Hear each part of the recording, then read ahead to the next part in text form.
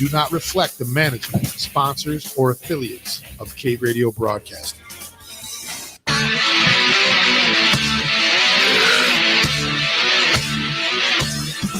Oh, listen up. They're not conservatives. They're not liberals. They're equal opportunity haters. It's time for Rants in Our Pants with Dawn. That's my secret, Captain. I'm always angry. And Krista. And away we go. And welcome once again. I would say this is action-packed and just full-blown, but I'm still a little tired. Had a little bit of a long night last night. We'll get into it later on the show as to why. But first of all, let me welcome you once again to Rants in Our Pants. I am Dawn. With me, as always, is Cortez. And, of course, doodling on her phone will be my lovely wife, Amanda. Hello. That might be the most you get out of her in 2 hours, folks. Anyway, let's start. I'm going to say very briefly on I'm going to go call it we're going to do this as every time we come in type of thing. Because this has become, I'm not going to say a new obsession for me, but it has definitely become something of a new interest for me. And I'm going to get into as to why. But let's touch on stock market, specifically AMC. Okay. Now, the big thing a few weeks ago we talked about was Dogecoin. All right. Right now, apparently, if you go on Reddit or various YouTube channels, I will list later as we go along. But AMC right now, apparently there's a war between, and it's very similar to what happened, I guess, late last year between the hedge fund babies and the Redditors who started this meme movement again with GameStop and AMC. Now, GameStop took off. I mean, that is at, oh my God, what is GameStop at right now? Even though it's gone down a little bit, I guess, since that last, I guess they call it a short squeeze. I'm not entirely sure. But GameStop stock is at $246.60 a share. Okay. Now, AMC, on the other hand, a little history. The highest that stock has ever gone in its entire existence up until this year was $36. All right. Now, remember how we were talking? I said, that might be something to get into because, restrictions are being lightened up. People are going back to the theater. They could start making money again. Okay. I didn't know, and I should have, about these Redditor movements and the whole thing with the AMC shares boom.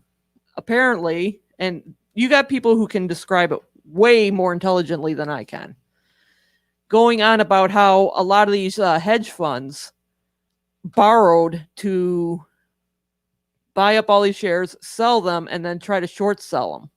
Okay? That's probably the cliffest of Cliff Notes versions you're going to get. Okay? So the Redditors, or the apes, as they call them, started a movement to get, to try to take it back, if you will. You could say it's the war for the Planet of the Apes, I guess. I don't know if that's a good pun for them or not. I really don't know. So in the course of the last week, I went to Reddit. AMC Stocks is a good place to go for information.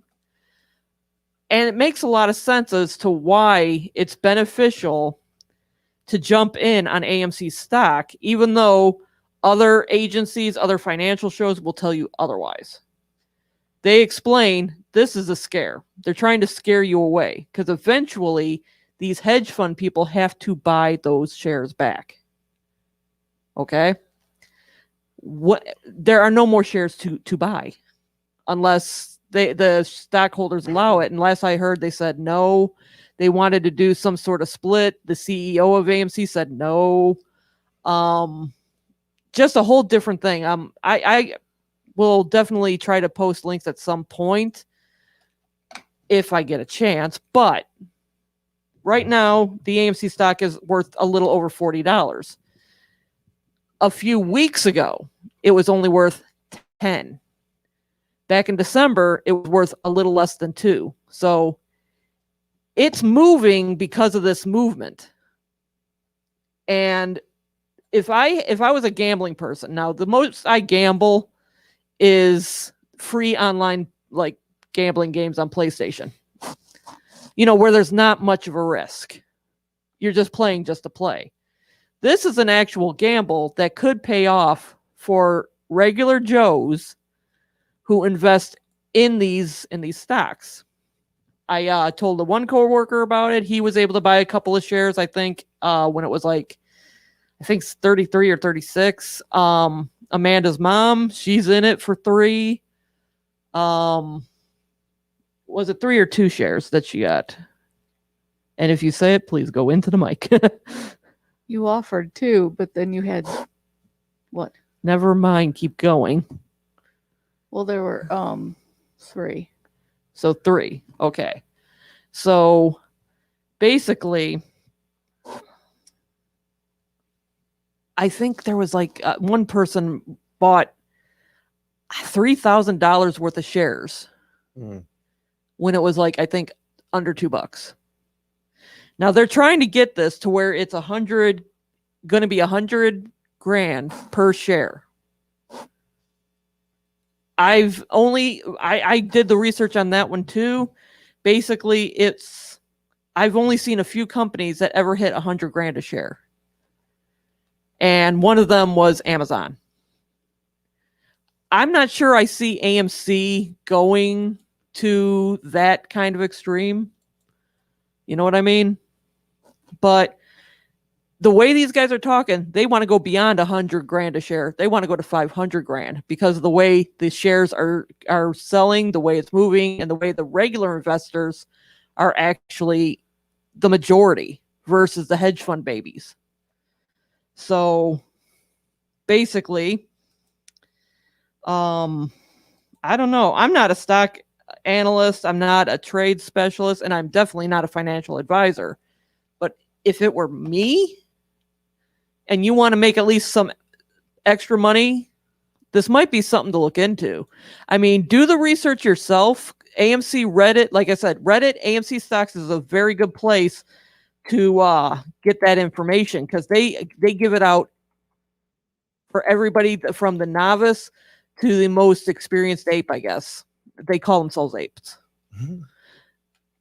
And I think the reason why they call themselves apes, if I remember correctly, is the fact that you have the bull market, the bear market, and the apes is basically like the rise of the Planet of the Apes. They're tired of being oppressed. They're tired of the, rich class basically spitting down and taking advantage of the situation. It's time to start rise of another movement. So here come the apes. So that being said, have you ever read anything or saw something that it just made you wonder when does shit end? All the time. All the time. Well, in this case, and I'm going to have to pop it up. I didn't bring my laptop today, but I was reading this thing on Twitter.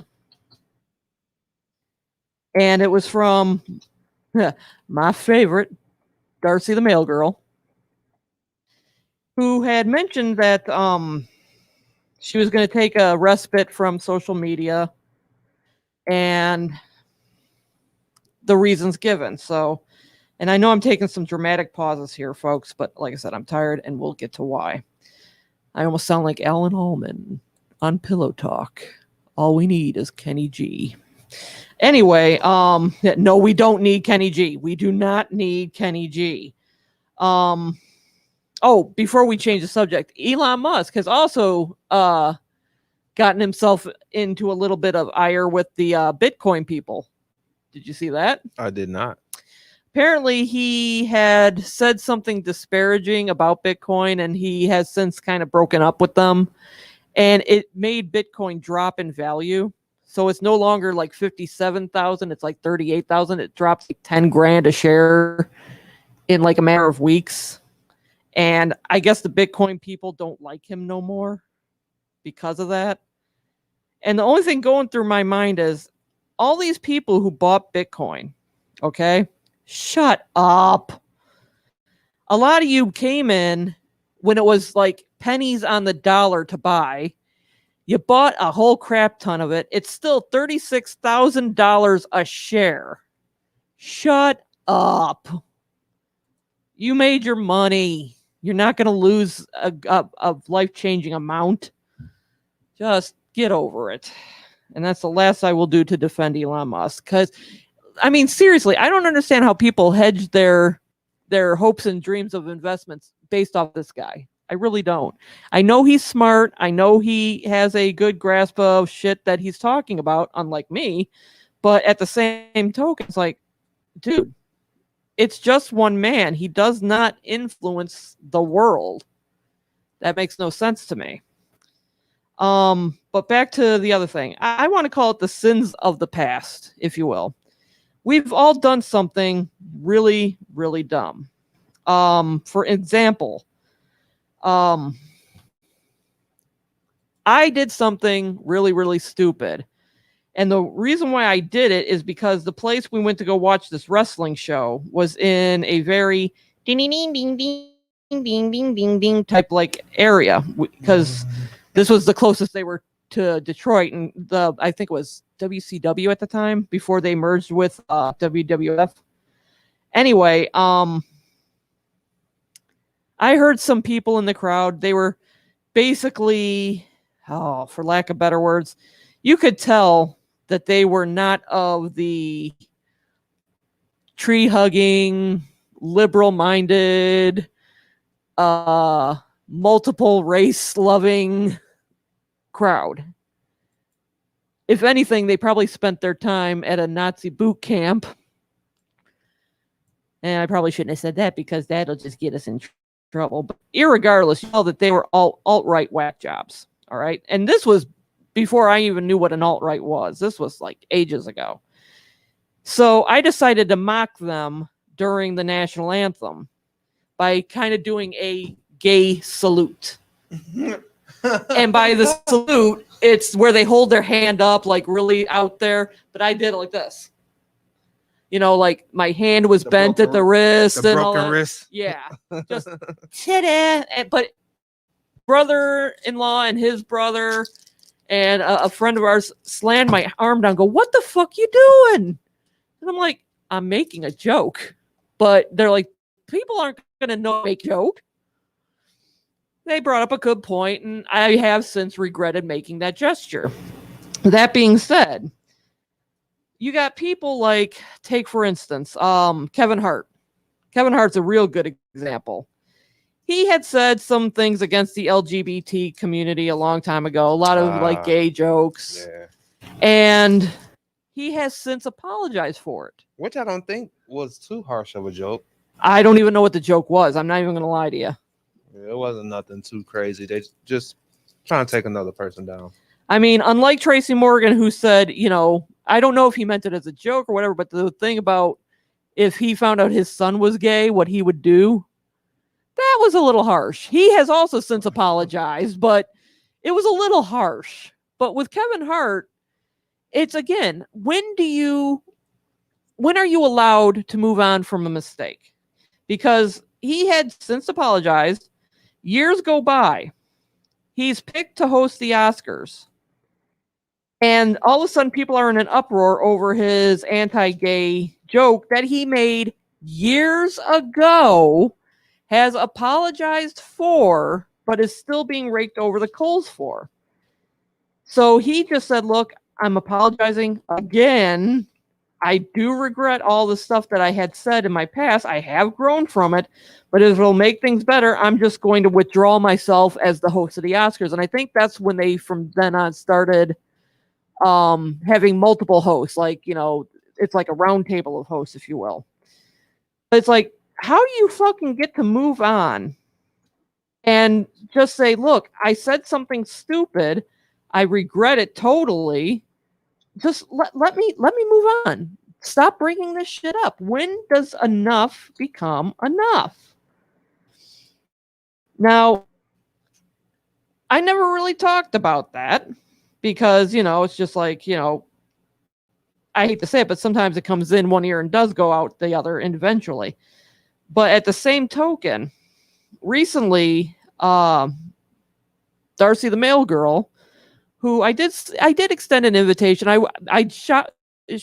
went to shoot my shot, if you will.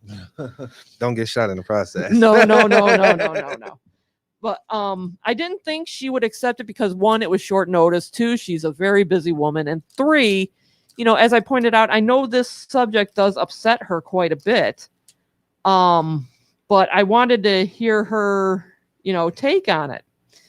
So basically, unfortunately, I wasn't able to land her as a guest. Maybe in the future, who knows?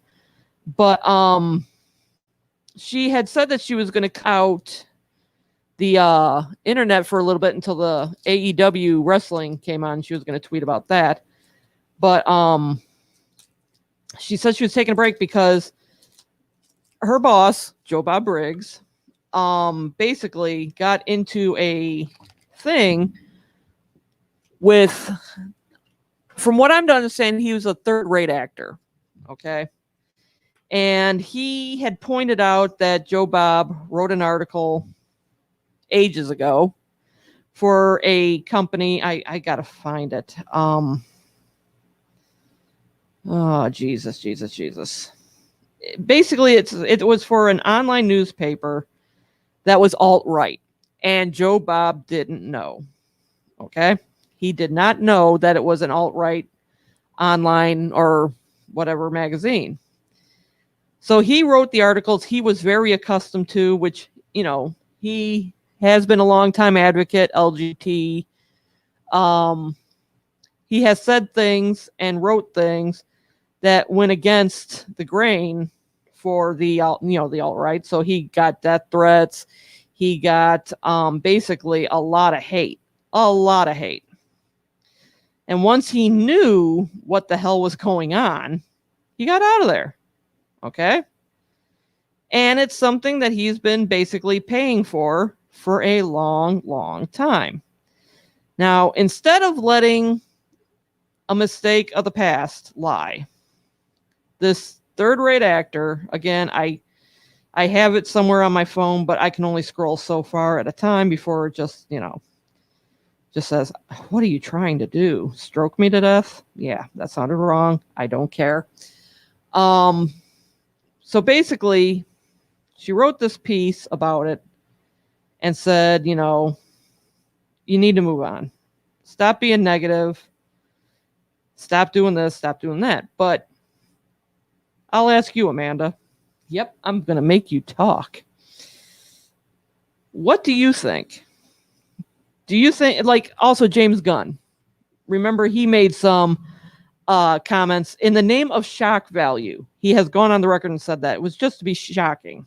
Everyone said something or done something in the name of being shocking or to be edgy. And you regret it. We all were young once. We said and done stuff that would make the adult us cringe into oblivion. But he got fired from Guardians of the Galaxy 3, and I'm sorry, you can't have Guardians of the Galaxy without James Gunn.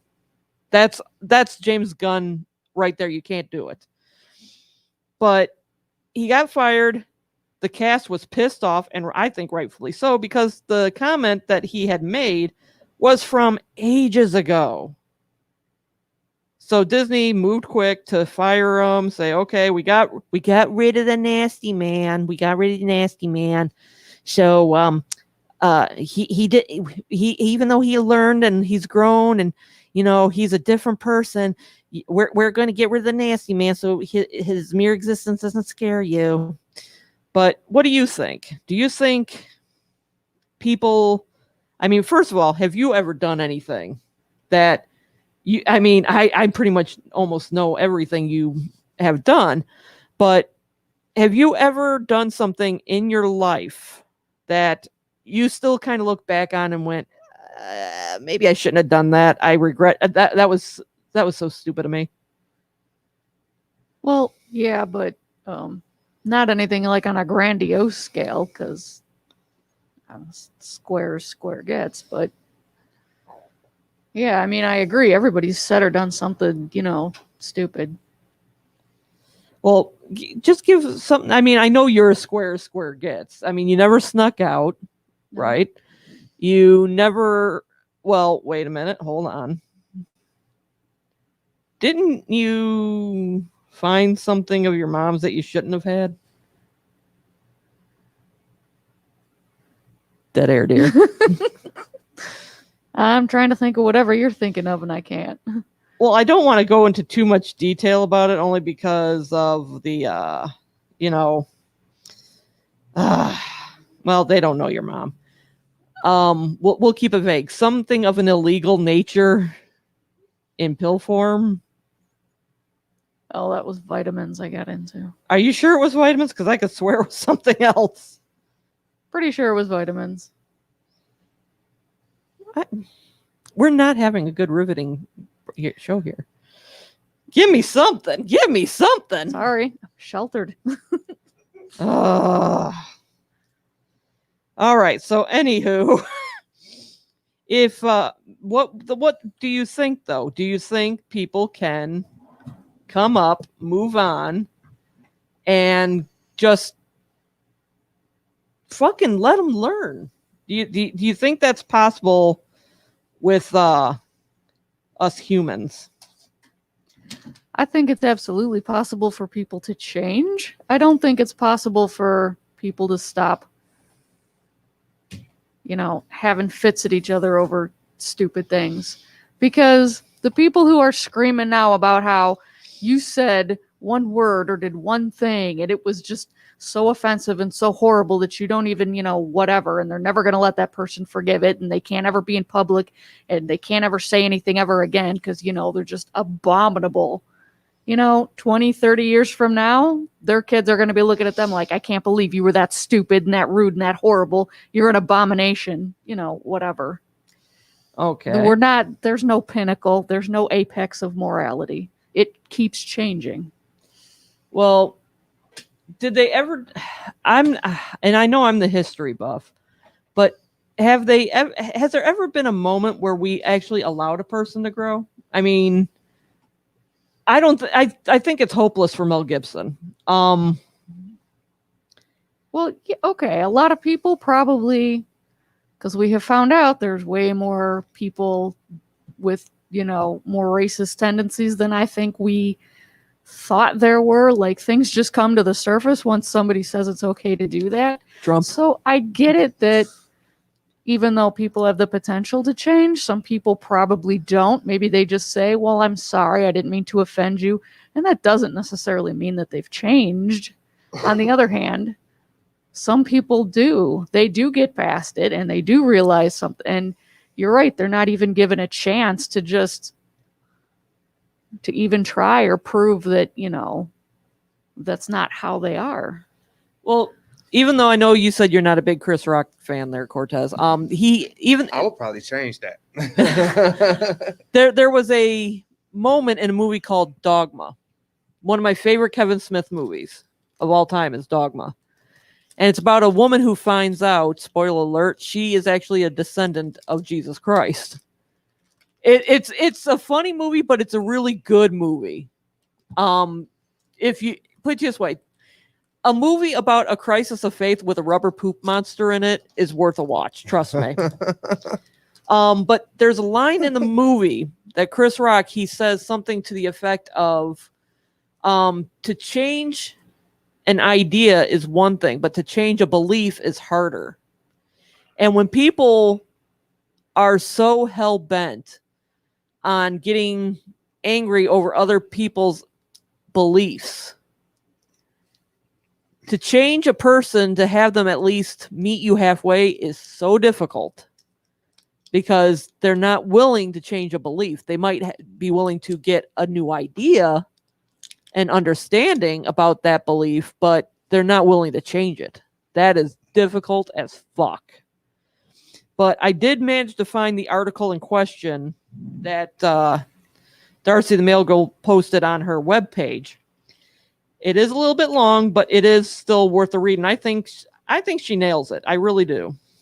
So it's called To Whom It May Concern. She wrote this on May 30th. Okay. So just not that long ago. I am extremely tired of social media fighting. I am tired of people grandstanding without ever bothering to listen to facts, or even just trying to have a normal conversation with someone who has a differing. If you get a few extra likes or follows, though, I guess it's totally worth deeply hurting folks who are genuinely kind and always trying to do their best today. It was pretty much exactly a year ago when I was at my lowest point since an extreme bout with depression caused me to withdraw from society for over a year. I remember the date to this. Remember the date this last went down because it was right around the day when all the cruelty towards hatred against my boss was happening. I was at the point not think I could take it anymore. I cried and cried and could not think of a reason to keep putting myself through all this. I wanted to give up not only on a job that I love and believe in with all my heart, but on life in general. If you want to know more about that, see my previous post. And I did, and oh my God, did it break my heart. Please, because I don't want to keep rehashing it. I only mentioned to point out and most important, my friend, Mr. Joe Bob, was the one that from just completely giving up on life. He did this despite going through his own roughest months, and at the same time, I cry more during that period than he did during Train to Busan. That movie, Train to Busan, oh my God. It even got me choking up a little at the end. I was just like, look at something else. Look at the flowers. Look at the flowers. He just kept reminding me to focus on the good we could do trying, even if it's to make a few people laugh when they really needed it. At that point, we were mid-pandemic, and that's what we're fighting for. I hurt so much myself and them. Couldn't comprehend why there was so much hate when we were all trying to do was make a fun little show, smile, or help make people smile and maybe introduce them to some new movies once in a while. But we tried to understand. I said my piece and really did start putting myself out there, trying my absolute best to not just care about the insults people insisted on hurling my way. For the most part, I've been doing okay with that. It still gets to me on occasion, of course, but I am determined to never let it actually stop me again. JB's problems, on the other hand, weren't going to be solved with a just buck up and move forward attitude, nor would we want them to be. Honestly, both of us actually care way too much to at least attempt to correct mistakes we've made that hurt people, even if they were intentional or unintentional. My bad, sorry on that. Maybe I misread that wrong. Both of us actually care way too much to not at least attempt to correct mistakes we've made that hurt people, even if they were unintentional. The challenge that comes with that, when people refuse to actually listen to what you're saying. Often it seems to me that people make up their minds based on stereotypes or bandwagon sentiments. I heard this one negative thing and it got like 500 likes, so it must be true. Last year, I spent a lot of time talking to a lot of publicly and privately about all this. I explained that the true meanings of the article, or the one people insist on labeling as siding with white supremacists, for example, was to illustrate that everyone deserves the right to free speech, even if you don't agree with what they are saying. The one anti-LGBT is meant that a big group of people with labels cause separation. He feels the same way about all, i.e. identifying as American or from a particular political party. In his mind, it encourages separation when we should all be trying to band together as just humans.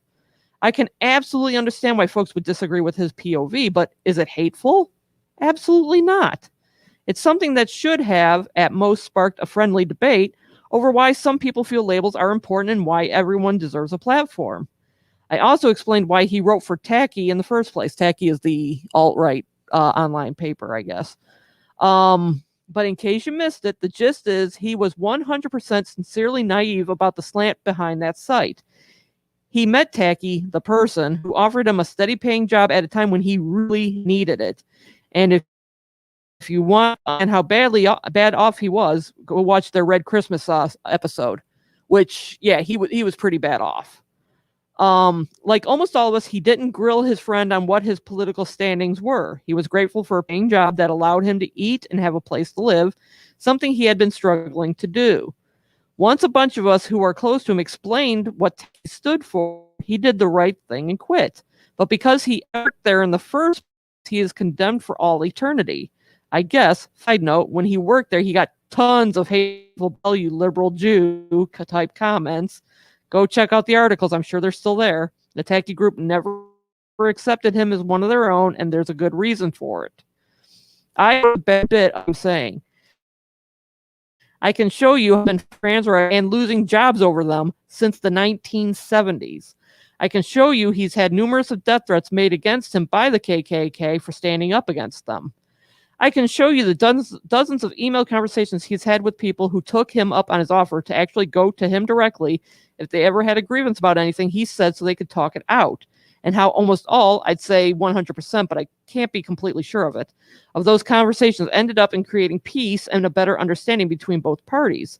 I can also show you that some of those same people who apologize privately for thinking the worst of him and jumping to conclusions based on inaccurate information are now back to attacking him publicly about the SOS, which is really frustrating and heartbreaking, honestly. The reluctant conclusion I've come up with is that some folks are just never actually going to listen. Even how you truly JB men be hateful ever written, it should be painfully obvious that he has learned from those mistakes and is trying to improve. A simple example of this is his choice of the Trevor Project as one of our causes during the Christmas charity auction. So many of those people he had talked to during the time said it helped them and or that it was a cause honestly doing good in the community he had inadvertently hurt. When we were deciding which charities to donate to, an extremely tough thing to do, that was the one he would never waver on because he wanted to be sure that we did good there after all this unintentional ugliness of the past year. I honestly hate so much that I have to keep going over this, especially when it feels like it's falling on deaf ears. I see how deeply hurt he is by every this comes up, and I sincerely pray that at some point it just stops. Let people live and grow. Speak peacefully instead of on the Twitter soapbox and spouting alarmist sound bites ad nauseum. If you don't like something someone has to say, then ignore or block them. It's simple. The fact that people feel that we have to keep fighting on about this on either side is frustrating and exhausting, and I'm just so done with it all. I get that there are millions of serious issues in the world we could discuss daily, but I often choose to deal with them privately in my own way. Things like going to protests, participating in pride marches, and donating to and volunteering for causes I believe in to make a lot more of a difference, I feel, than tweeting about it all day. And for the record, Joe Bob has done all of those things with me. He doesn't just advertise it. I hope with all my heart and soul that this latest round of Joe Bob is awful can just end relatively peacefully. If you don't like him, that's totally cool. If you do, that's awesome too. We don't have to agree, but can we please just stop the fighting? To whom it may concern, I would never work for anyone who was racist or homophobic. If there was even a small part of me that questioned his character, I would leave this job and call him out for every bit of it without a moment's hesitation. I know beyond the tiniest shadow of a doubt that this is not the case. My boss is sincerely the kindest, most genuinely kind person I've ever known. It boggles my mind that so many people refuse to see the good in him and acknowledge all the steps he's taken to rectify past mistakes. I don't keep getting into the war of words about this. This is my stance, my truth. I now want to resume talking about shitty, amazing movies and AEW like God intended, instead of having to say the same things and make the same points over and over and over again to people who are never going to listen anyway. We only ever meant to do good by bringing attention and appreciation to folks who might be overlooked otherwise. I'm so sad it's become anything beyond that. And that was basically it. Basically, I agree with her. If you knowingly, or if you're like not knowingly joining a company, all right, and I'll give you the best example. I joined and started working for Ford Motor Company, God, a long time ago. I have long since left. I did not leave for this reason, but I will tell you, I was so conflicted by it. And then I processed my thoughts and feelings on it as I went. But basically to find out that the founder of Ford Motor Company was basically anti-Semitic and a Nazi sympathizer. All right. That's a hard thing to swallow if you're someone like me. I mean, I'm not Jewish, but I definitely do not like Nazis. I don't like what they did to the Jewish people back during the war. I don't like their stances on anything. Put it this way, I'm like Jake Blues and the Blues Brothers. I hate Illinois Nazis, or any Nazis for that matter. Now, I left because I was just tired of getting injured, coming home beat up, like completely destroyed at the end of the day. But with that knowledge and hearing people, like I was in a Borders once, and I heard back when Borders was open, and just listening how people were talking about it, because there was a book right out, which is ironic because this Borders was across the main property where Ford World headquarters was. But it was a book about how Henry Ford was this, that, the other thing, anti-Semitic, yada, yada, yada. And they said they would never buy a Ford for that reason. At the time, I was still working for Fords. It kind of like made me just like, ugh. But, a little knife in the heart type thing. But then I started thinking about it. Should the company suffer for the sins of its founder? Yes. No. I'm saying no, and I'll tell you why. I mean, you'll have a difference of opinion. Obviously you do, but I'm going to tell you why I feel they shouldn't. The sins of the founder do not reflect to those of the present. Not all the time.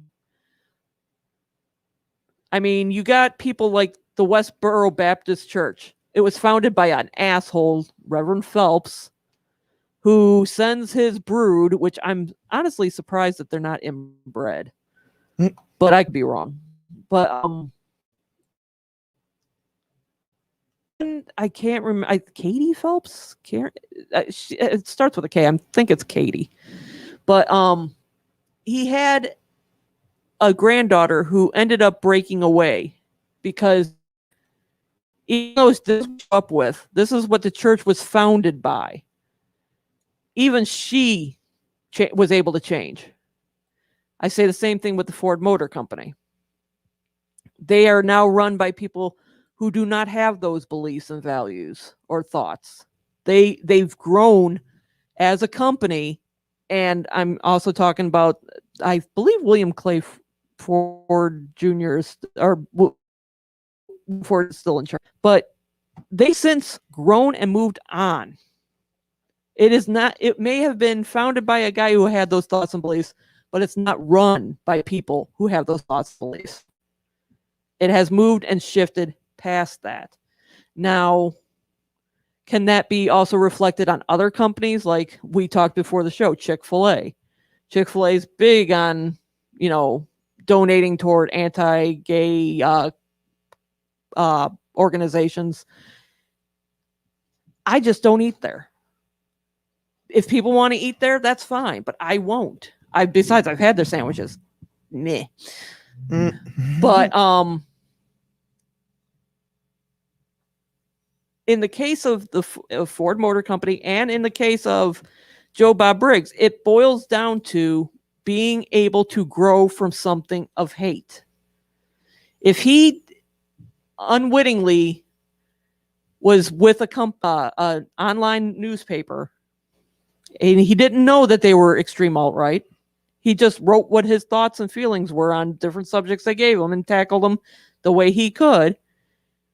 I think even if he didn't know, he still went in there and held true to his core beliefs, which were not reflective of them at all. Which already shown before he got cast over the coals for a mistake, he was already atoning. Now, why people refuse to see that?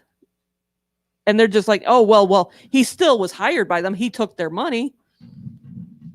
Okay. What's your point?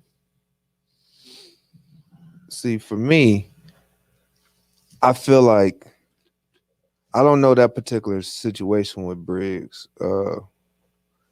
but you set the tone for your company. At the end of the day, my dollar is making you rich. So, like when Tommy Hilfiger came out, basically not wanting black people to wear his clothes, Or huh? wasn't Tommy Hilfiger also said he didn't want fat, overweight, ugly people wearing his clothes too? I don't even know, but I knew when he said it was regarding the black people wearing his clothing, that it was, I guess in a sense we make it tacky, it stands for something different, Okay. the image that we portrayed in his clothes. Same thing with Cristal Liquor. Jay-Z was one of your biggest buyers and stuff like that. And then here it is, you say you don't want black people drinking your liquor or drinking your wine or champagne. So that's what made everybody stop doing that. Then here it is, the Gucci stuff. The same people that's making you rich, and this is completely different, but Oh no, I was just trying to figure out what was the Gucci situation. there was a situation with Gucci. I have to explain. I have to look at it, but it had to do with a derogatory remark about black people. And then Floyd Mayweather caught a whole lot of flack for it because he went in the Gucci store the next day after this whole story came out. And TMZ and everybody all over him like, oh, you're still gonna shop with Gucci? He was like, whatever they said, it don't directly affect me. I'm gonna still come in here and get fly, spend, 20, 30, $40,000. And he did his Floyd Mayweather thing. Mm-hmm. But my whole thing is you got to take into consideration that when you open these businesses, are you opening for a specific kind of people, or are you actually paying attention to who your prospective buyers and consumers could be? Because if that's the case, I think some of those statements or whatever, how it came out, would have been strategically set out. Again, everybody's entitled to their opinion or how they feel. But when you publicize it, that's what makes it an issue, because now you're involving other people who will invest into what you said and take it personal and, and try to run with it. But I think there's a way to go about it. I think you should do that, behind closed doors, or if you feel a certain way, I think it needs to be behind closed doors, because if you got to think if it's going to have some type of kickback at you or anything like that, 9 times out of 10 is something that probably shouldn't go public. And I think if you had the balls to put something out in public, and again, if you're just expressing yourself, you have to deal with the repercussions of it. You have to take accountability for what it is you put out there. Right. So me as a consumer, that's like these Foot Lockers and stuff. When I walk in there, I know your whole agenda. You're supposed to address somebody at the door because you're getting a commission. If I walk in that store and I'm in that store for 5 minutes, for up to 5 minutes and no one speaks to me, I'll walk you around that whole store and not buy nothing. Just because it's a point of, we're spending our hard-earned money. So while there's us watching your network, while there's us buying your clothing, we support you 100%. But now you're in question because of some things you said, and words are powerful. So I try to stay away from a lot of my opinions unless we like on the radio and we're opening that conversation. Again, there's a way go about opening up the dialect like how you did now.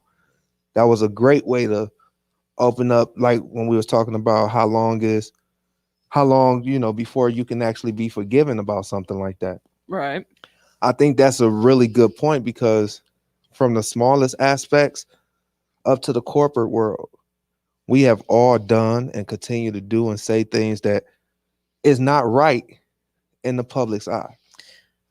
And I think, you should. I think you should suffer some of them consequences, but I don't think you should like lose everything because of it. Right. I mean, I decided to dig this one up because it being June and it's now Pride Month. That's raining man. I'm joking. You know, if I'd known that, I would have got you a nice little playlist together. You know, I listen to music. I'm joking. If it were Raining Men for me, there would be. I'd have some serious talking to do with my wife. What's the one song? I'm coming home. Oh yeah, that was a gay theme for so long. Oh god, what was that other one? The Show Me Your Pussy song. Show me your what? It's called. I don't remember what it's called, but the main crux of the chorus is "Show me your pussy, show it to me." That sounds like I some wanna Uncle Luke. pet your pussy, show it to me. Yeah, It's actually a good song. but basically, this one hit home for us, and it hit home twofold because one, we loved the product, and I could never find a manicotti shell outside of Barilla. But back in 2013, Barilla got in mooey trouble with the gay community because he said he would never make an ad with a homosexual family. And he says it's not out of a lack of respect, but because he does not see like they do. His idea of a family is a classic family where the woman has a fundamental role. So basically, I respect everyone who does what they want without bothering others. He supported gay marriage, but not adoption of gay families. As a father of multiple children, I believe it's very hard to raise kids in a same-sex couple. And then basically, the gay rights organizations just basically said, you know what, you're fucked. They started a boycott, and I'm telling you, we boycotted them too. And the reason why is because it's like, okay, you have your opinions, and believe me, you're entitled to them. Its opinions are like assholes. Everyone has one. Mm-hmm. But at the same token, it's like you're saying, I get it. You don't agree, you respect gay people. You're for them being married, but you don't think they have the fundamental rights or capabilities to raise a family. I don't think that's what it more so is based on what you was reading. What I took from it is that fundamentally what's known as the norm of, yes, it being a man and a woman of a household, that someone wear the pants and, you know, this kind of thing. Yes, that's something that is taught to us. That's something that kids need to know. I think you need to know. And I sound like I'm a hater, but I'm not. But just ideally, you know, you don't want your kids growing up saying that, say if they're adopted and they got same-sex parents. Well, why don't I have any siblings? Or why don't you have any other kids?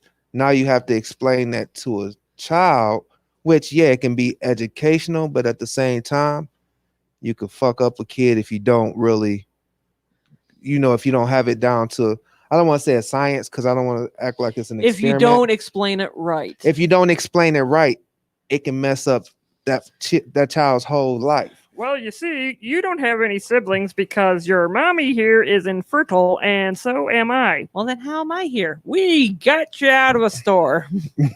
You were banging your hand against the glass, and we just had to take you home.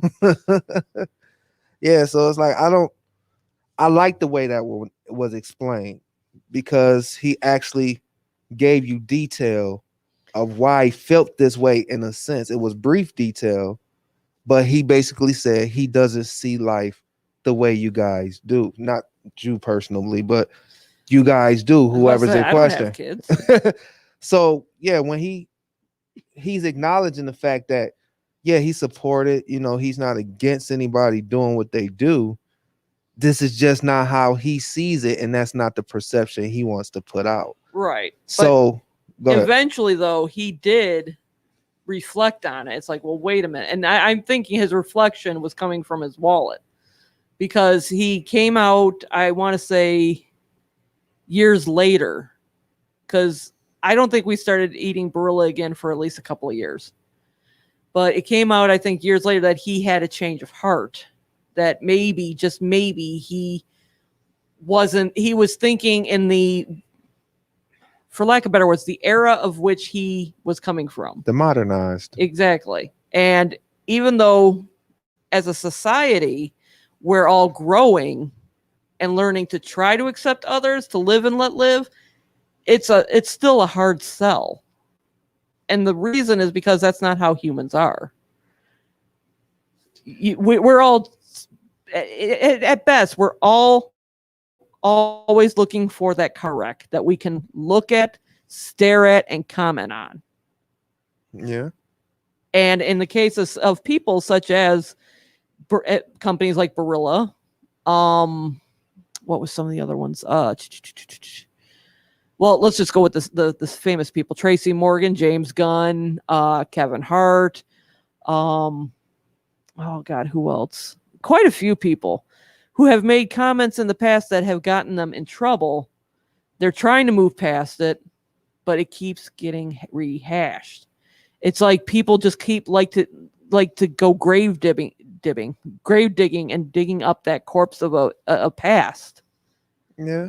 But then at the same time too, it's like, okay, if the LGBTQ community have all this protection and caring around them, okay, who are the people that's gonna, assist for lack of better terms, the ones they want to call normal people or just the modern way of life? Okay, just like those people will talk about gays and things like that, or races and stuff like that, that same group of people also do the same thing. They're also humans as well. So because I hear a lot of gay males say all kind of derogatory stuff. Oh yeah. Oh God. All yeah. kinds of it, but you don't have nobody attacking them about it. And again, that's just from my personal experiences. To a degree, you're right. I have seen cases where in some like more prevalent cases, like some more famous LGBT community members get in big trouble for something they said. Yeah, so but it's just a sticky situation because behind closed doors, half these people saying what they want to say anyway. Like, I just feel like if you have the audacity to put it out there in the public eye and you're one of them people that supposedly don't care and your opinion does matter, then you should suffer consequences if that's what come of it. I would like for people to see that and allow people to have a freedom of choice and a free, free speech, because that's what America's supposed to be built on. Supposed to be. But at the same time, I like what he did because he took accountability and said, I'm for it. I just don't see it that way. He wasn't bashing. I think it's the wrong thing to do, at least from what you read. Right, for what I read. But I know that there were other statements that he had said that were actually worse than that. Yeah, now if he's saying stuff where he's bashing, he definitely need to get all the heat. But again, that was 2013. And either his comments were coming from a place of true growth or his wallet was like, we really miss putting gas in the yacht, boss. I mean, if it was one of those, if it was the one, great. If it came from, fiscal loss, he needs more work. But basically, I'm talking about the other ones, like the Kevin Harts, the James Gunns, the Joe Bobs, those who made mistakes, have clearly and obviously have moved past it, but they're not allowed to totally move past it because people keep wanting to bring it up. Like, I think Kevin Hart would have been great for hosting the Oscars, but no, people had to bring up a comment from 3 to 5 years prior where they're like, you can't have this guy host it. Really, what do you think that was? About him? I don't think it was more just... Are you about to say it's because he was a black man? Yes, because the only other blacks I've known to host the Oscars was Chris Rock and Whoopi Goldberg, who they both supposedly sold out. So how? That I don't know. But from the imagery, black people are not prominent in the Oscars, and I would have loved to see him do it, or I would have loved the whole Will Smith and Jada Pinkett situation. But they didn't want to show up to the Oscars and all this other stuff. So it's like, okay, the same thing that people are complaining about, nobody's taking action. So that's why I said, if you if you want to put that turmoil out there, I commend Kevin Hart because he owned up to what he said. And he said he grew, he apologized, and he did it multiple times. But eventually you get tired of that because now you're going to be considered, you know, a gay basher when this wasn't, all this that's going on wasn't a regular thing back then. Back then, you know, life was a different structure. But now everything is more open. More people are willing to, you know, show their true selves and things like that. Yeah, I just think there's a lot of people that just don't know how to react to it now because they should have said something to him back then. Okay, so first correction. Chris Rock and Whoopi Goldberg were not the only people of color to have hosted the Oscars. Sammy Davis Jr. Oh, before my time. Thank you. Sammy Davis Jr. hosted it in 1972, which, considering that time frame, is astonishing. Even though it was just after the riot of '60s and all that, still, you wouldn't expect that early. Well, when you're a crossover artist. Richard Pryor, go ahead, I'll wait. Richard Pryor has also hosted the Oscars. Whoopi Goldberg and then Chris Rock. Kevin Smith. Kevin Hart would have been the fifth. But yeah, I do agree with you. There is an absence, a big absence, I feel. They do the Oscars every year. And the whole thing is look at how, I don't want to say earth-shattering, but look how much of a, like, can you believe it? When the Oscar went to Denzel Washington back in the day for Glory. Okay. Well, why are you guys shocked? It was a great role. It was a great movie. If he didn't get the fucking Oscar, it would have been a travesty of justice. But the whole point is that, yeah, the more you look at the Oscars, I'm going to say it, I don't think it had anything to do with Kevin Hart being a black man. I do have my sincerest beliefs, and people can try to change them. Go for it. I am speaking as a member of the LGBT community. Sometimes my community gets a little trigger happy with what they want to cancel. Not all the time. Not all the time. But in a case such as Kevin Hart, I think it was like the sins of the past were brought up against him. Because he's not the only one that said something and the LGBT community got in an uproar about. Rightfully so. Mel Gibson, fucking hell. He went after everybody's ethnicity.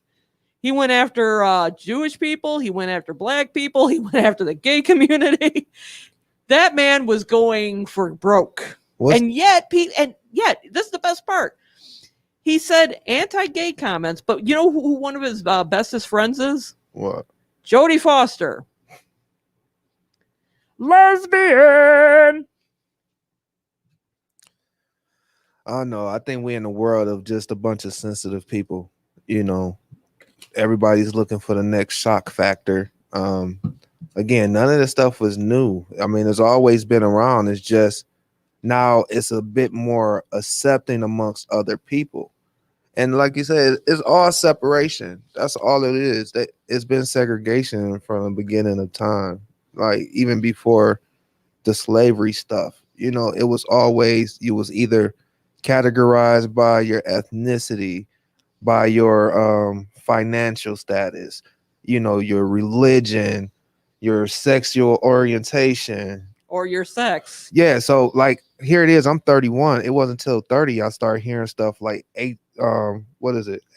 Not atypical. Asexual? Asexual, pansexuals, and stuff like that. I got a funny story about asexual, but go ahead, finish. But yeah, so it's like I think right now people just need to fall the F back and just kind of take this all as learning curves. You know what I'm saying? Just understand people. I mean, I think this is the free course to, you know, psychology.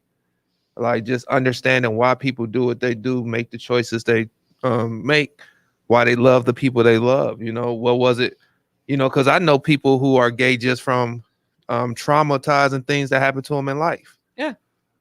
So it's like, come on, who are we to really judge?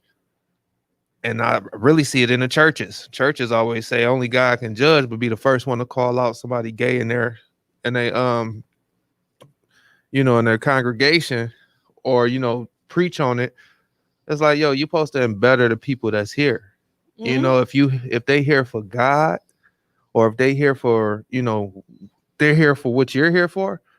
That's why I say you're supposed to embrace any and everybody that you can, because you never know who lifestyle you might impact, why they be for the good, why they be for the negative, why they're just to be to come together and like come to a middle ground or a understanding. And people scared to do that. Yeah. I think that's why I moved out to what I call the boonies.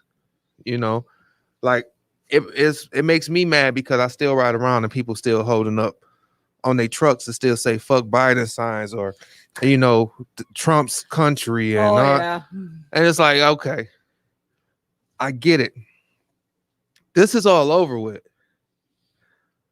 What is the message you really trying to say? He's not coming back to the presidency. Oh, but he thinks he'll be reinstated in August. Exactly. He thinks so. So it's becoming a scary situation, and like, sad to say, that's part of one of the reasons I'm becoming a cop. Is just to be on that other side, like that extra layer of protection, because here it is. Well, which city are you going for? DPD. Oh, cool. Going DPD. Because I feel like I can't talk about how shit need to change, or criticize them on their job if I'm not going to be a part of that change. I think that the term, I see this at work a lot. They put up empowering statements and whatnot. One of them that I saw that I actually like is be the change you wish to see. Mm-hmm. And the only way you can do that is to try to help by putting yourself out there to try to help make the world a better place than to just get on your soapbox and talk about it. I'm not going to become a cop, sir. I'm too old. You know what? It's one of those things where it was like, I was really questioning it. But then at the same time, it was like, in so many ways, it's beneficial because there's so much to the law that you don't understand. Like, me going to a hotel with my fiance for a good night out is just a good night out for us. But technically, it's against the law because we're not married. Right. And also, and it falls under prostitution or solicitation. Is that what happened? No. Now, see, that part I did not know. I know that they're in a lot of states. If you're not married and you go into, like you said, hotels, or how they'll figure this part out is beyond me. But if you do certain acts, even if you are married, it's illegal. Like, how ironic that Virginia is for lovers, but if you do cunnilingus, you're going to get arrested. How are you going to know? and that's what I'm trying to say. It's like, life is about controlling people. So it's like, I appreciate him making that statement. I appreciate the Kevin Harts that make the James Gunns and whatever for them being honest. But people just got to understand, it's like, look, we're in this time and age where what's normalized now was not normalized then. Not even close. The same semantics that they had back then can't apply to today's time, because here it is. No disrespect, I'm all for people who are heterosexual, metro, whatever. Be you, live your life, because at the end of the day, if you're happy, that same energy is going to go out into the world wherever you at. As long as you happy, you can impact other people to be happy around you. And at the end of the day, that's what it needs to come down to. Because, again, I can't be no gay basher, and I can't say that certain ones don't make me feel uncomfortable. And it's only because they're the ones that want the attention. Meaning, like, I admire you two because you guys are just living your lives like a married couple. I don't see two women. I don't see whatever. I see a couple who support each other 100%. But when I look at other people, you know, you got some of these guys who's like just doing way too much. Hey, listen. Sorry, I had to do the slow look because before we even left for the show, she goes, do you want me to go with you to your, to do your show? Or do you, I'm like, well, it's your support that I always admire the most about you, but no, you don't have to go. No, but from the little bit that I see, because I only get to see you guys once every 2 weeks, but just the energy, like you would never know if y'all were just arguing. You never know if it's just how y'all carry yourself as just love. That's just what it is. You should see us at work. It's hilarious. But then you got some guys or women that be out here just doing way too much. You know, like them guys, bitch, fuck that. Huh? You know, girl. That's the stuff that makes me like, be you, like who you like. But when you get around certain people and you go this extra mile that you wasn't just doing, now you're making me uncomfortable. If they were like literally like this will be the best example I can offer. Is if I'm looking and I'm talking to her and I'm saying, okay, what do you want to have for dinner? Spaghetti? Do you want to have meatloaf? And then all of a sudden you come up, stroll up and be like, bitch, I want to have a dining experience between your thighs that will put Arthur Treachers out of business. Then, yeah, I can understand. That's like you're dragging people into the bedroom. And I don't, minus the Pornhub clips I watch on occasion, I really don't want to see what goes on in anyone's bedroom for that matter. No. And I'm pretty sure don't answer this, but I'm pretty sure no one as fuck wants to see what goes on in ours. And I give you a clue. It involves this. Sounds like the kind of action I like to see. It's called literally sleeping together. Hey, that's what it's supposed to be. Supposed to sleep, wake up happy. That's exactly. all it is. But yeah, I know it's not in our human nature to do that. In a perfect world, would it be great? Yeah, but I don't think we're ever destined to be utopian in that way. We're just not. We can become more accepting, but here's the thing. We also have to become more accepting of each other's differences. You don't have to like everything I like. I don't have to like everything you like.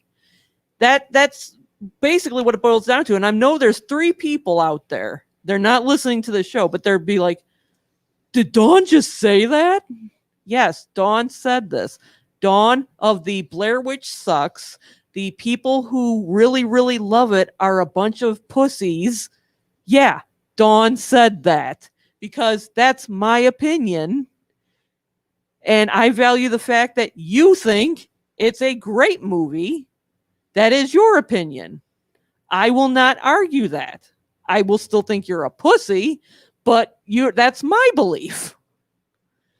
But the whole point is that in order to let the sins of the past die, you have to be willing to embrace the fact that 1, we're human, we make mistakes. 2, we're not all going to be exactly like each other. You're going to like some things I can't stand. I'm going to like some things you are going to have me question about. It's just a fundamental fact. All right? If you can get over people being different, then I think people can move forward. But if you can't get over the fact that somebody once upon a time said fag. See, that's one thing that won't happen. See, look, I'm not even gay, but there's 3 things in life you can't call me. If we not like together, like homies, whatever, which I don't have many, and it's probably just my brothers. You can't call me a bitch, a liar, or a faggot. Can't call me a bitch because ain't nothing soft about me. That's just that. But the faggot thing bothers me so much is because I used to have a friend back when we was in middle school who we all, we joked around. It's like, oh, you gay. But really he was. I haven't seen him in years. But he got jumped on just because, and this by his parents, because he said something about a boy. So that bothered me. And his father used to call him a faggot all the time. And like, I'd come over and he'd be like, oh, you come and see the fag? Or just joking around. But even at that age, I didn't feel that was cool. Like, because it made me feel uncomfortable because I just loved people. I didn't care who you was. I didn't care if you was Indian. I didn't care if you was straight. I didn't care whatever. We all humans. We bleed the same. We could die the same. You know, we taking up the same air. The air intake I'm taking is not going to change anything about me that is doing for you. And that's what bothered me the most. But I think where is unsettling for me when it comes to the gay community is not the gay community itself, it's how it's marketed. Instead of allowing a gay artist to be a gay artist or a gay actor to be a gay actor, you're going to take the most masculine rapper, put him in a dress, and say this is crossover. No, that's cross-dressing.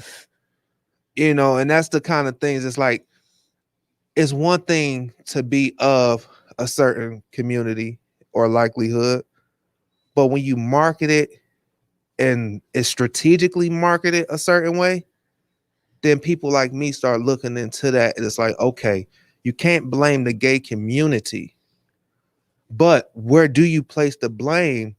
Because it's not just the media. It's just we don't have the names and faces to put to the people who are behind these creative decisions. Like, why are they mad at Kevin Hart? Kevin Hart was on Saturday Night Live in a dress. So I missed that. he was on. That's what I said. That's the downtake of a lot of black comedians. Look at all the ones who didn't wear a dress and what happened. Bernie Mac died before his time. Dave Chappelle had to go on a hiatus. Cat Williams is presumed to be crazy. Bill Cosby was about to buy CBS or CNN or whatever that was. Then all of a sudden, now you got all these sex scandals. Cleanest comedian out. A doctor, for that matter. You don't think there's any chance in hell he could have done any of I that? definitely believe he done some of it, but I believe a lot of it was consensual because it came up in the era of where it was just sex, drugs, and rock and roll. You know, everybody wanted to be a groupie.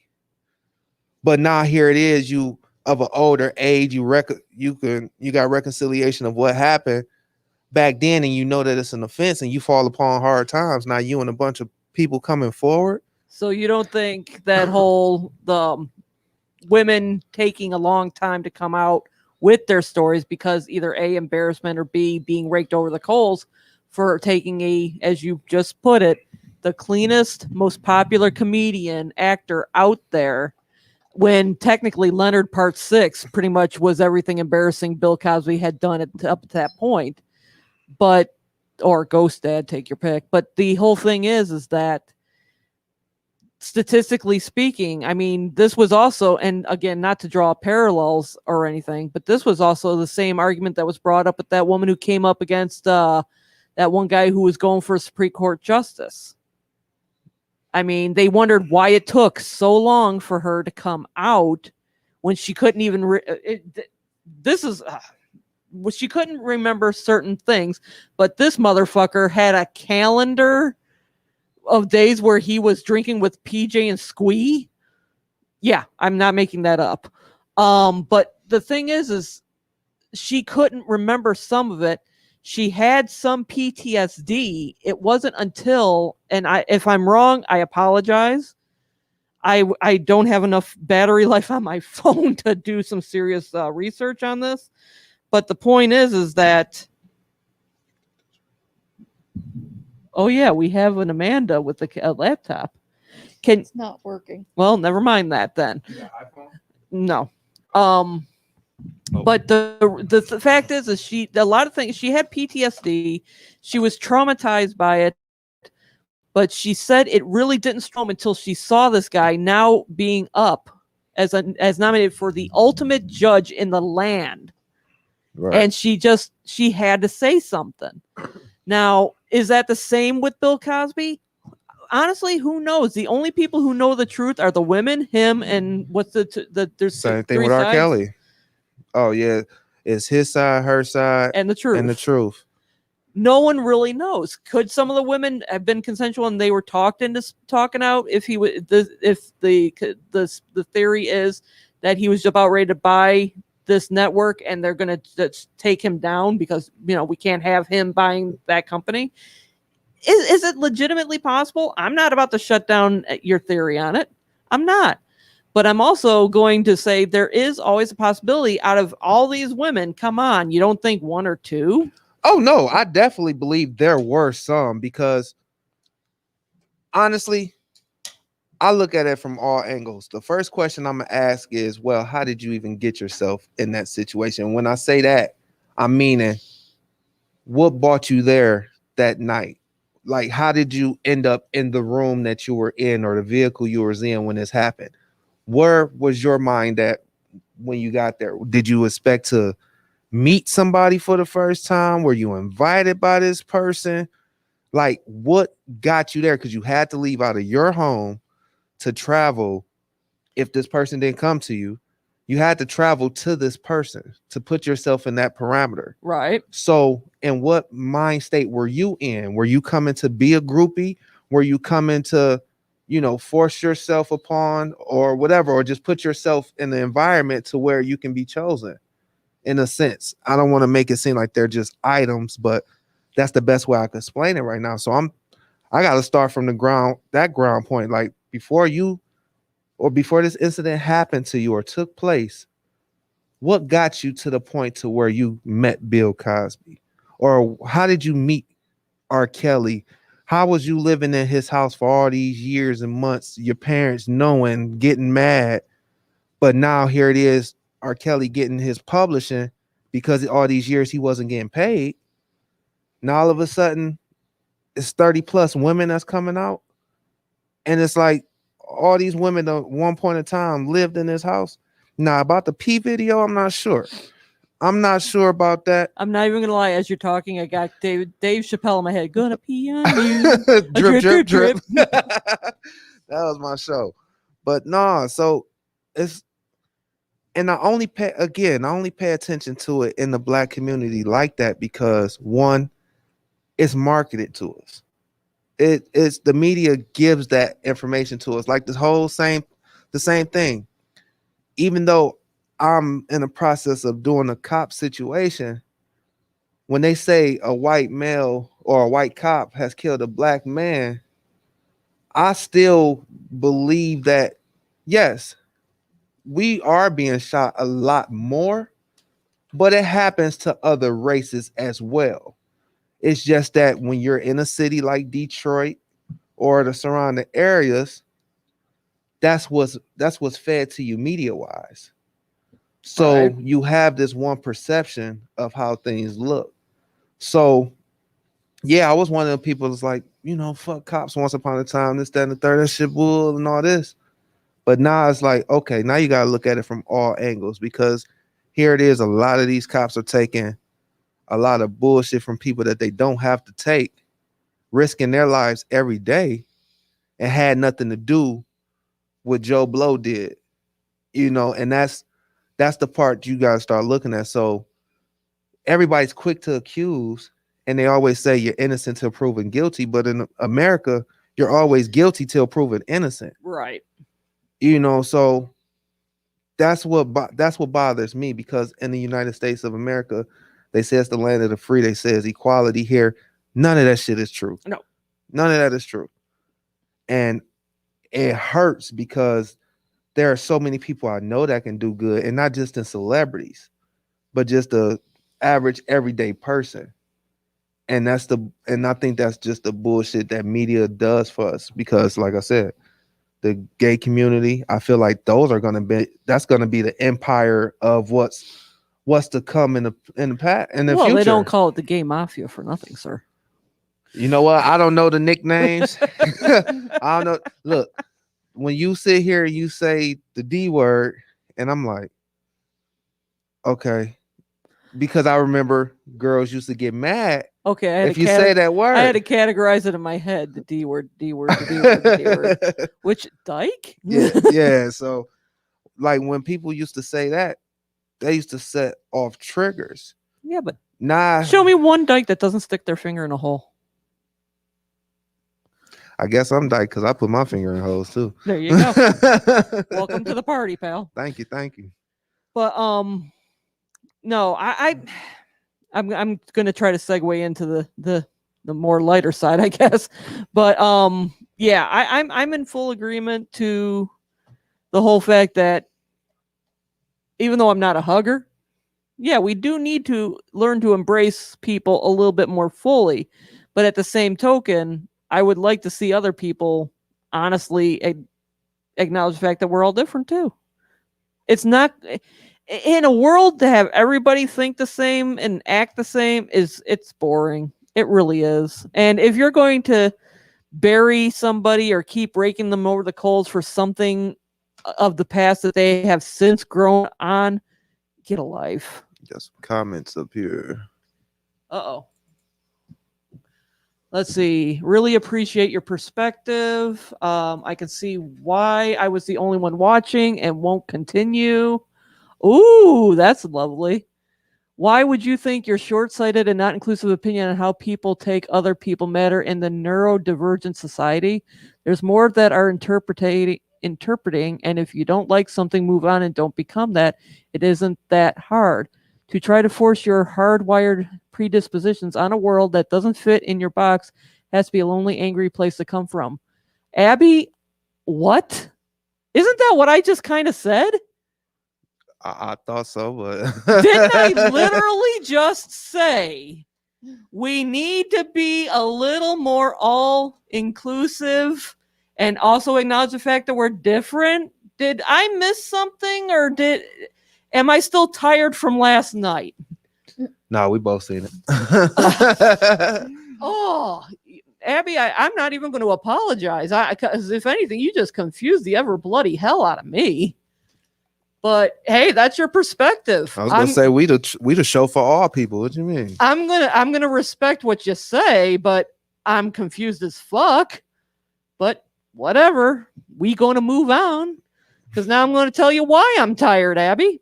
Well, wait a minute, you're not watching anymore. Never mind. Okay, so last night, every Friday night except for next Friday, we got a inventory night, but basically, every Friday night during the season, we watch Joe Bob Briggs and The Last Drive-In on Shudder. And last night they had a night where it was basically straight to VHS night, not straight to DVD. For those who are confused, VHS came before the DVD and Blu-ray. But basically, the first movie was called Sledgehammer, and no, not the Peter Gabriel, I wanna be. No. Not even the TV show Sledgehammer. And the second movie was called Things. Both these movies, never heard of. But, oh boy. Last night was a challenge. Matter of fact, even Joe Bob and Darcy put out the challenge of the Iron Man mutant, if you will. And the reason is because they were saying you can't get both these movies. And in order to prove it, you have to write an essay, you have to show pictures that you were watching it and whatnot. And I'm here to tell you it was very difficult. The first movie I was like absolutely in love with because it was just golden. I mean, there's picture any movie, and you have your opening shot, you have your blending into the next scene, you have this, that, the other thing. Now picture somebody who was given a camera and figured, what the hell, I'm going to make a horror movie. And the opening shot is 15 to 30 seconds of the side of a house. And then, as they move into the next scene, it starts off normal speed and then goes really slow. Not once, not twice, but throughout the entire movie. The acting was basically what you would expect for a straight to VHS release. But the funny thing is I dug it. I fucking dug it. I love the character John, which was the meathead jock who didn't want to have the seance in the first place. They had a guy who looked like not Daryl Hall, John Oates. And for those who don't know, John Oates was the guy with the dark hair and the porn mustache for most of his career. And then the main guy, Chuck, who I thought looked like Sam Jones. And if you don't know who Sam Jones is, shame on you. But if you don't know his name, you don't know who Sam Jones is, he's from Flash Gordon from 1980. They basically paid loving tribute to it in the movie Ted. And Ted 2, but I digress. But the movie, at least I could get some semblance of what the plot was. The second movie, well, let's go to the first one. The first movie, the plot was basically this group of, they weren't teenagers. They were too old to be teenagers. I'm going to say college kids. Maybe like senior year college, wouldn't you say? Well, the one guy was like almost bald, so they're adults. The jock? Yeah. Yeah, that's why I said you can't call them college. You can't call them high schoolers or teenagers. I would say I've seen seniors in college that had hardly any hair. But anyway, they go to this house where you find out was actually a place where this woman and her lover were killed by a killer with a sledgehammer. And the little boy was locked in the closet by the mother because she wanted to fuck her lover. Okay? Which they revisit basically twice in the movie. So, kids come in, they get rowdy, they start having all sorts of like adult themed situations, drinking, drugs, fucking, that sort of thing. And it angers the spirit, but is he a spirit? Because he comes as a giant wearing a goofy mask, then he becomes a little boy, then he goes through portals, and he becomes a giant, and then he's killed with his very sledgehammer, which is the only thing that can kill him. I think. Now, that being said, then you get to the second movie. A movie called Things. Now, from the notes I wrote last night, because I have to write a little essay on this later, basically, the movie, I couldn't tell you what the fucking hell the movie is about. It was like the first straight to VHS in Canada. It was a Canadian-made film. It somehow made its way onto the shelves of almost every video store in North America and maybe beyond. And the whole thing is that I could not tell you what the fuck was going on. I couldn't even figure out a plot. There was just moments in the movie where, you had these two guys.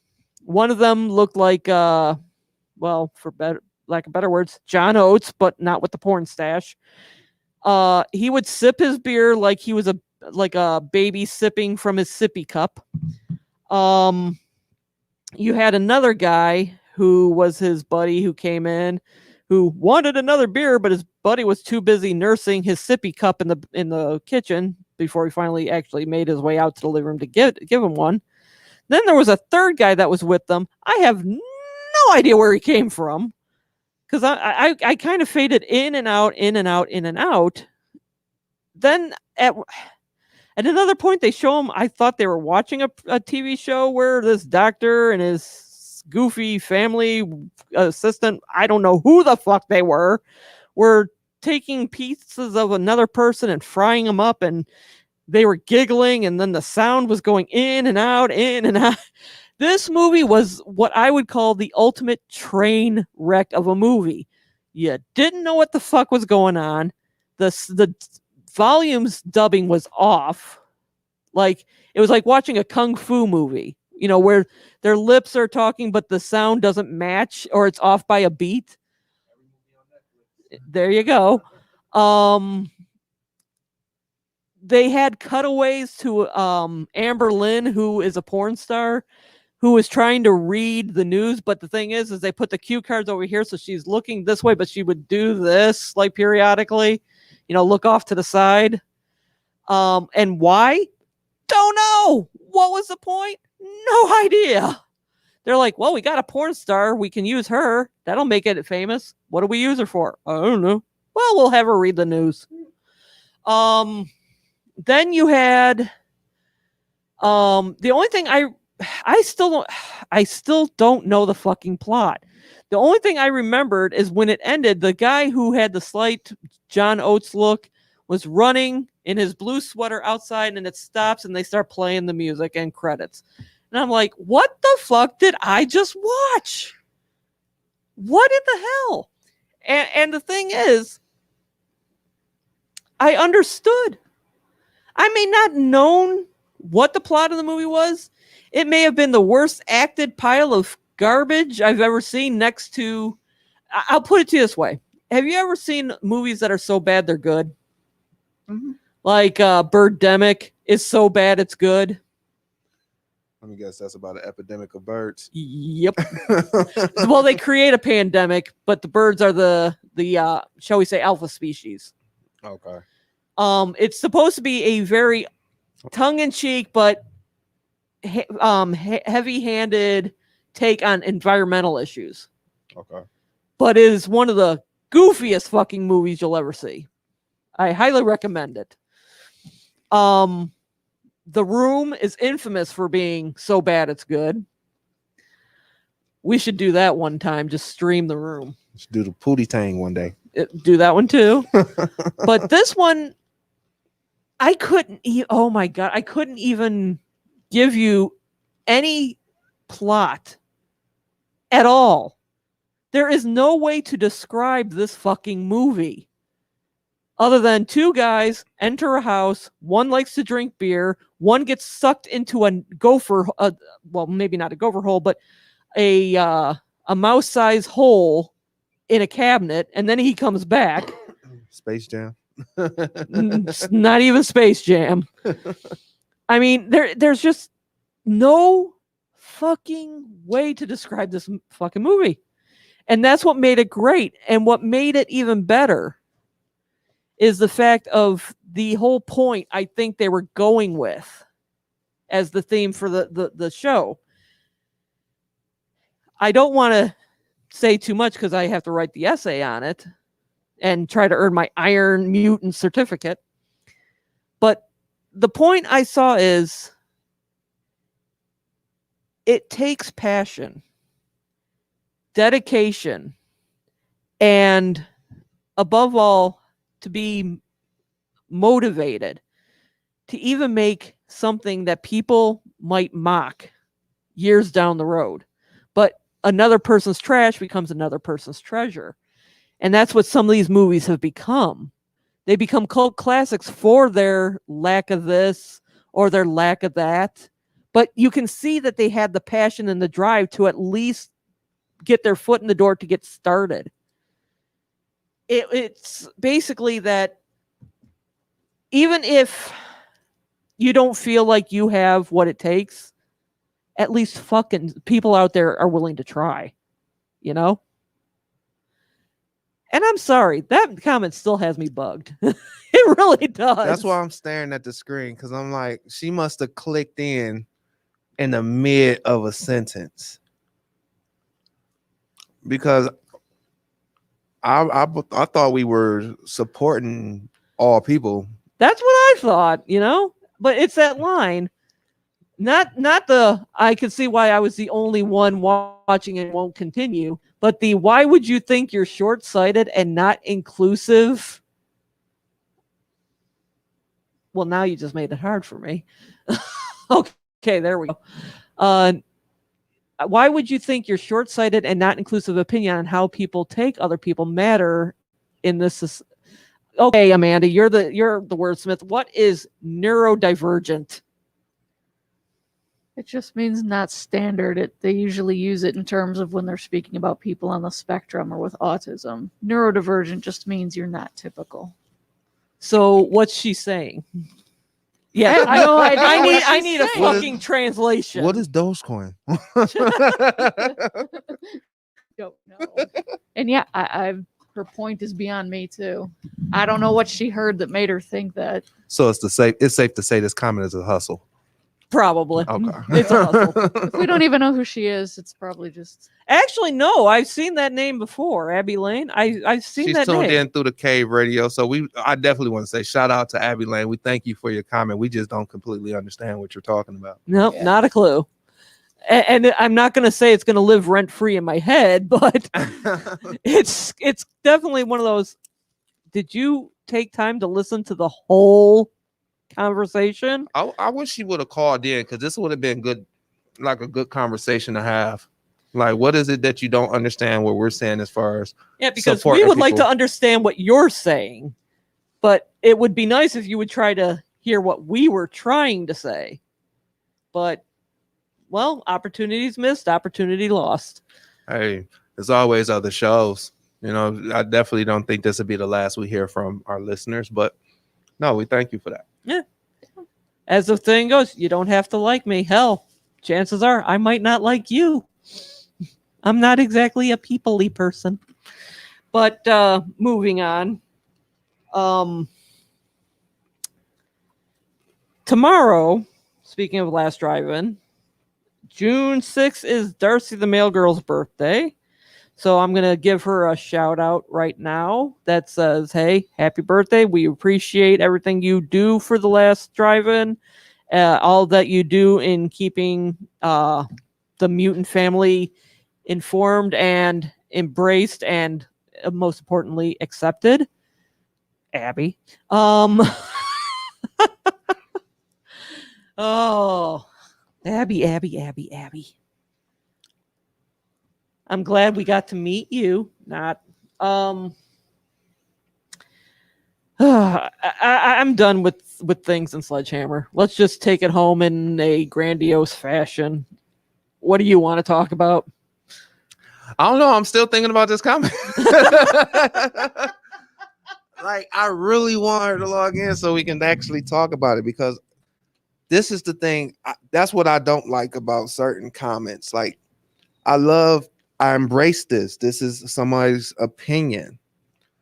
But the thing is, if you're not going to listen to it in its entirety or at least have the conversation back and forth, then I believe the comment becomes irrelevant because are you just, what's that word they call you? Trolling. It comes off as a troll in a sense. Well, I really don't think she was trolling, to be honest. No, I don't think that was her intention. But when people leave a comment like that and don't want to elaborate on it, you know, it kind of just. I will not dine here again. They did not pull out my seat for me. They did not fill up my water glass after I took a sip. I want to see their manager. You know what? This show just made me think about the show I've been watching. One show that I started rewatching and I really like it. It's called What Would You Do? Oh, I've heard of that. What would you do? And it was like yesterday they had this one where it was a guy he was an actor, but I believe he also truly has Down syndrome. But he's very very active and very coherent. So he was sitting there ordering the food, and the waitress is a actress too. So she's asking him questions and he's taking forever. And then they got another actor saying, ma'am, come take my order. You know, this is going to be a slow process. And, you know, just kept saying things. And just to see the amount of people that actually step up and say something. Yep. I think we need more of that in the realistic world and not just in reality television. Like, so certain things I think we can learn from watching a show like that, because it takes a lot of integrity of a person to call somebody out on their bullshit, especially when it has nothing to do with you. And I think that's kind of what I've been doing in a sense, as far as, you know, commenting about people. Like, it has nothing to do with me, but I'm entitled to an opinion if it's publicized. Right. If it's publicized, I'm entitled to opinion, whether I inflict that opinion upon you or not. The fact is, I do have a opinion. To me, it might be validated. To you, it may not be. But that's where conversation come in. We need to have the dialogue. But that's the thing about social media, though, and things like this, and Twitter, and even Instagram, for that matter. You got people who will go in, make their hit, if you will, i.e., they'll leave their comment, and they'll either leave it there and not respond, or they're doing it to bait you. I've rarely ever gotten into a conversation where I'm engaged in a different mindset. And again, I know 3 people out there that are like, this is not the Dawn we kicked out of, well, they didn't kick me out. I left, but it felt like a kick out. But there has to be, when you have differences of opinions, it's hard to do that on a place like Twitter, where it can be anonymous without any serious repercussions of what you're saying or attempting to do with trolling or trying to draw out a fight just to get your own little kicks, if you will. Yeah. And Like you said, clickbait. in a case of this Abby Lane person, Abby Lane, you're in my brain and in my thoughts. Burr, burr, burr, burr. Sorry, I don't mean to mock you in any way, but no, it is befuddling, because I literally thought that's what we were saying, that we're not short-sighted. I kind of thought, if anything, we were inclusive. Unless, wait a minute, Abby, do you like the Blair Witch Project? Were you upset because I said you're a pussy if you like the Blair Witch Project? Was that it? Uh-huh, exactly. My guns are drawn and blazing. No, honestly, I'm not even going to let it live rent-free. It's a confusing comment at best. We've said it before. Hell, the disclaimer is the views that myself or Cortez has may not reflect the views you have, or even reflect the views of the station or management or the sponsors. That's the whole point. That is exactly the whole damn point. I might not agree with something you have to say, and you might not agree with something I might have to say. I said it from the word go. Dudes, I'm a fucking village idiot. I just happen to have a microphone in front of my face. There's a big difference. If you have a difference of opinion, that's fine. But to hit and go without explaining your statement is a little, it's a little cowardly. I'm not gonna lie. Well, I'm not exactly one who craves confirmation unless, I'm hungry and you're in my way at the fucking drive-thru. Yeah, I understand that one. That goes against it. You want to talk about not doing the research? That right there proves Darcy's, it proves other people's point. That point, we're being short-sighted and non-inclusive. At which point did you think that? If anything, I would have to say, and I if I'm missing the mark here, I do apologize, but I like to think that this show, even if you're a Trump thumper, we pretty much accept everybody. Period. I mean, shit, I think we're a part of a team with people that support Trump. So, I mean, we're welcome into everybody, I thought, too. Yeah, I know there's shows on here that are more pro-Trump than anything. I'm not blind to that one.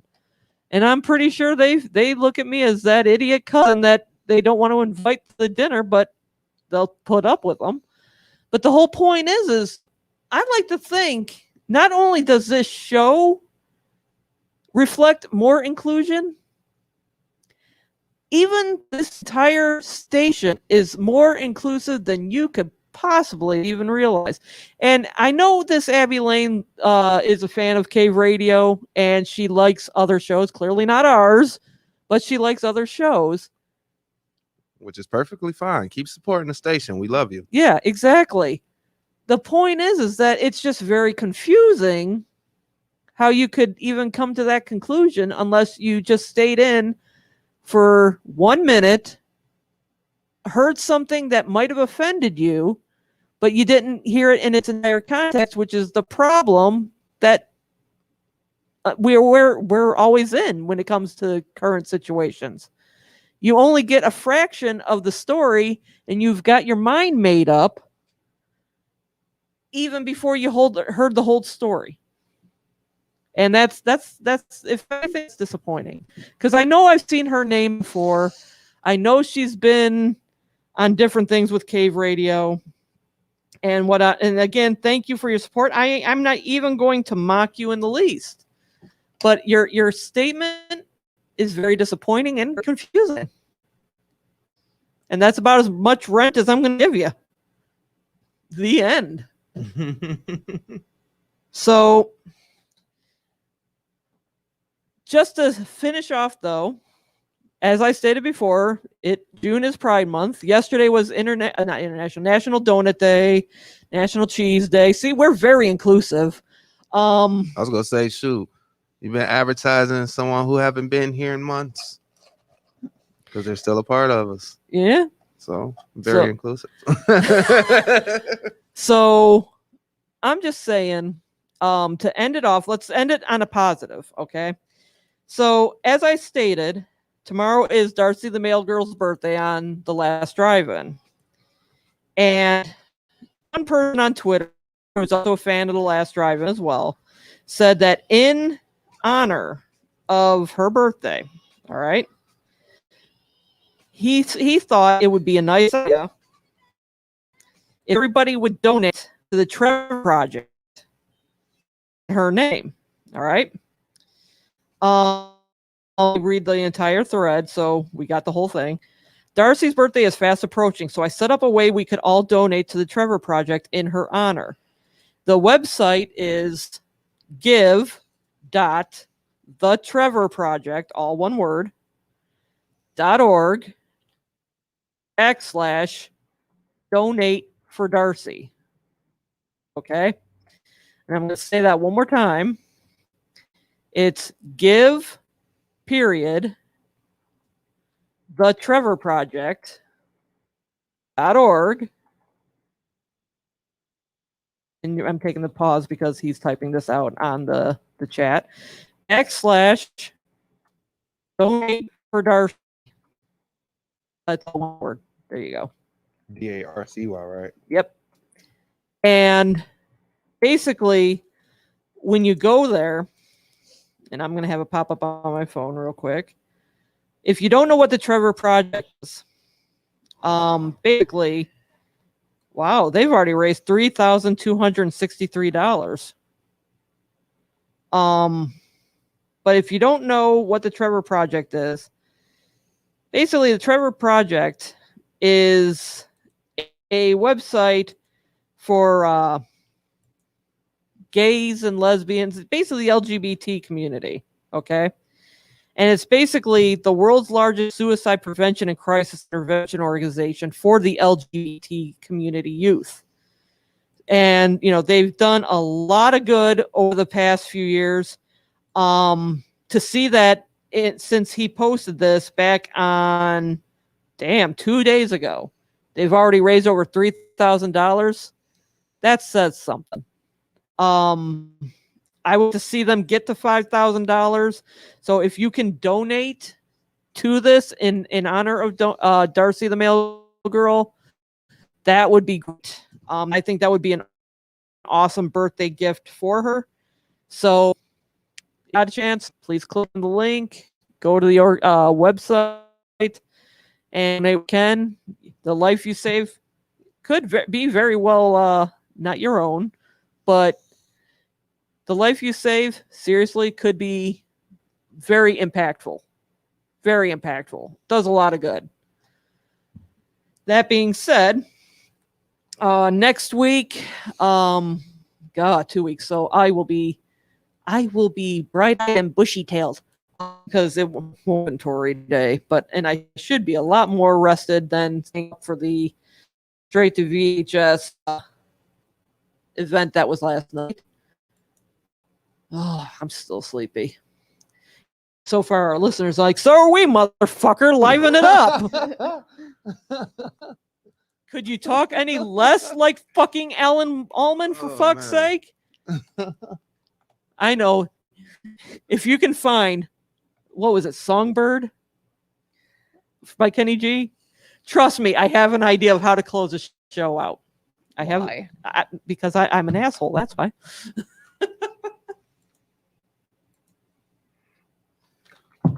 All right, so let's see.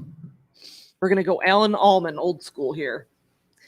Since I've been kind of sleepy for the entire show, might as well do the thing that basically my sister would play to put me and my other sister to sleep. If it wasn't, I didn't get to tell you the asexual story. This is how we're going to end this. We're fuck the Songbird Kenny G. We're going to do it this way. So me and Amanda had not even started dating yet. Okay? We were driving around. I was definitely interested in her. I had no idea she was interested in me. I was, as far as I knew, she was straight. There was no chance in hell. Okay? So we're talking. And she says that she's asexual. Okay? Now, in my head, it went a different direction. Because I can't say it enough. I am an ignorant motherfucker. There are days I honestly don't know what's coming out of my own ass, let alone thoughts. But when she said asexual, I thought hermaphrodite. So as I'm driving, I'm trying to look at her crotch and see if I see a bulge without being obvious about it, which is not easy when you're driving. So I'm kind of like driving forward, and I'm like craning my head to the side and like looking for my eye. And she's like, yeah, she's not as subtle as she thinks. no.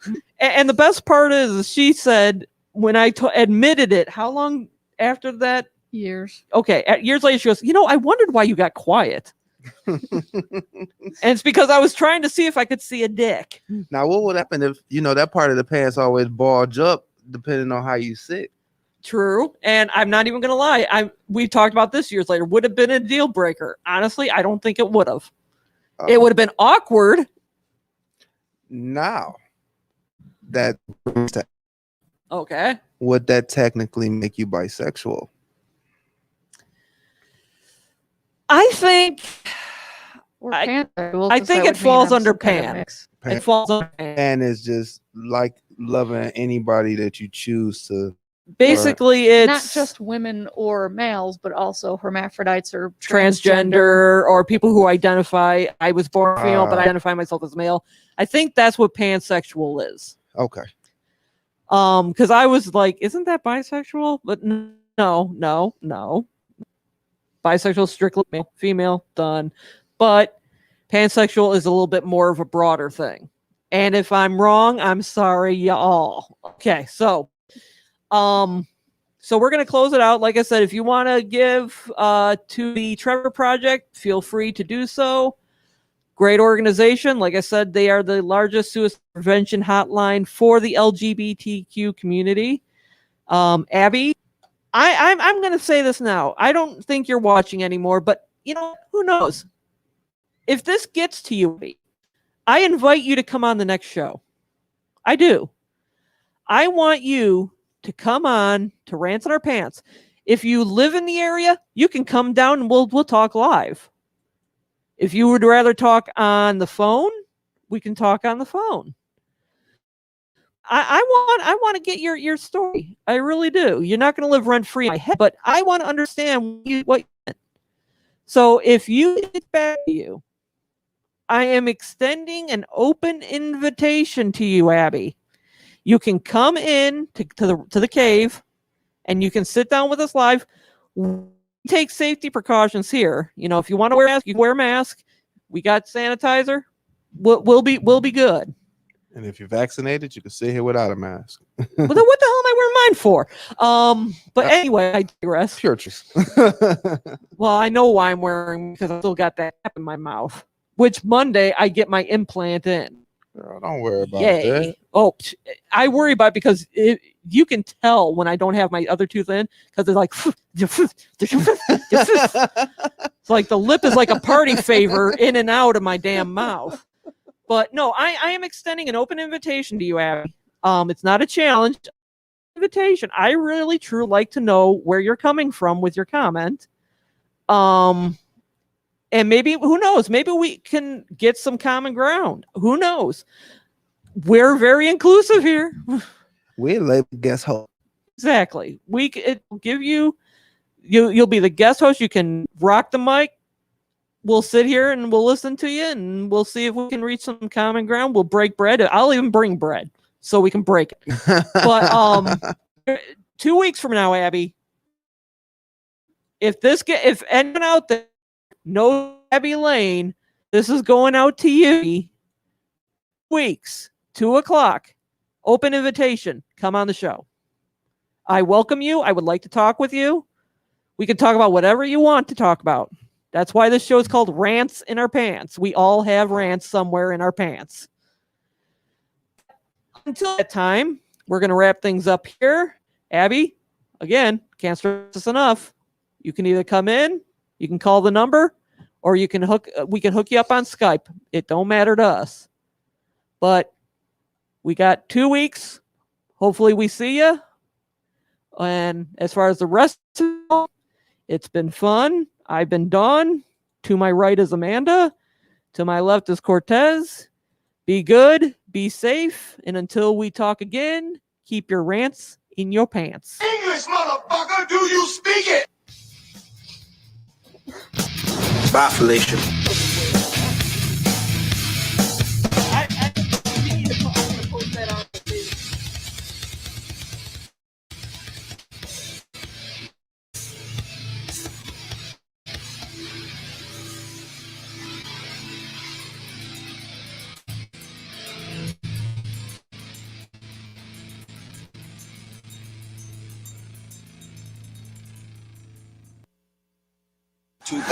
Blackout. Mwah, kiss my. Sundown. The skyscrapers that make this the world's most iconic skyline stand ominously now as giant shadows. The city that never sleeps is taking a nap.